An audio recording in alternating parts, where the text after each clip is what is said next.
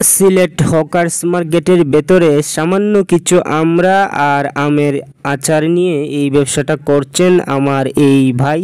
উনি এখান থেকে কি পরিমাণ আয় করে আপনাদের কি কোনো ধারণা আছে? একেবারেই সামান্য, মানে অল্প কয়েকটা উপকরণ নিয়ে উনি ব্যবসা করেন। অথচ এই যে অল্প কয়েকটা উপকরণ, এই অল্প কয়েকটা উপকরণ বিক্রি করেই উনার যে লাভটা হয় সেটা অনেক অনেক বেশি।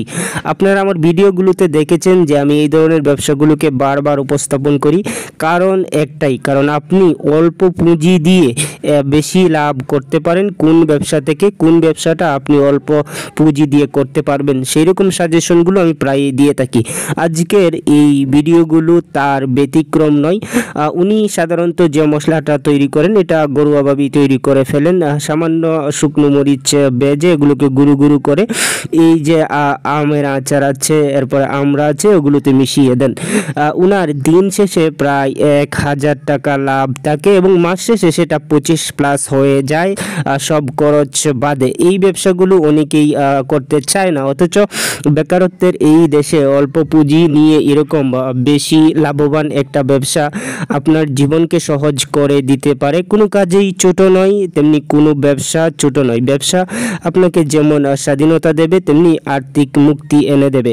আপনারা যারা এই ব্যবসাটা করতে চান তারা অনায়াসেই করতে পারেন। আমি আমার সাজেশনগুলো প্রায়ই দিচ্ছি এবং আপনারা লাভবান হতে পারবেন। শুধু কয়েকটা টেকনিক নিজের আয়ত্তে নিয়ে নেবেন, যেমন জনবহুল কয়েকটা অঞ্চল, কয়েকটা এলাকা সিলেক্ট করা, সেখানে নিয়মিত যাওয়া, আর নিজে নিজে একটা মশলা তৈরি করা, আর এই উপাদানগুলো ক্রয় করে নিয়মিত আনা। তাহলেই আপনি এরকম একটা ব্যবসা দাঁড় করাতে পারবেন এবং ভালো আয় করতে পারবেন। আবার যারা একটু বেশি পুঁজি কাটাতে পারেন তাদেরকে আমি বলতেই পারি, আপনারা ভালো একটা প্লেস সিলেক্ট করবেন, সেখানে একটা ভালো দোকান নেবেন, নিয়ে এই যে আচার জাতীয় সবগুলো উপকরণ বিক্রি করবেন। 5 টাকা থেকে শুরু করে যত বিক্রি করতে পারেন। দেখবেন অনেক বড় একটা ব্যবসায়িক প্রতিষ্ঠান থেকে আপনি আচার ব্যবসা থেকেই অনেক অনেক বেশি আয় করছেন। দীর্ঘ অভিজ্ঞতা থেকে বলছি, কারণ যারা এই ধরনের উপাদানগুলো নিয়ে ব্যবসা দাঁড় করানোর চেষ্টা করেছে তারা দ্বিগুণ তিনগুণ আয় করেছে সাধারণত বড় ব্যবসাগুলো থেকে। ভিউয়ার্স, আপনারা জানেন যে আমি নিয়মিত এই প্রতিবেদনগুলো তৈরি করছি। দেশের পরিস্থিতি এখন ভালো নেই, সেজন্য ঠিকঠাক মতো বের হওয়া যায় না, কারণ সব দিক দিয়ে একটা বৈরী আবহাওয়া বিরাজ করছে।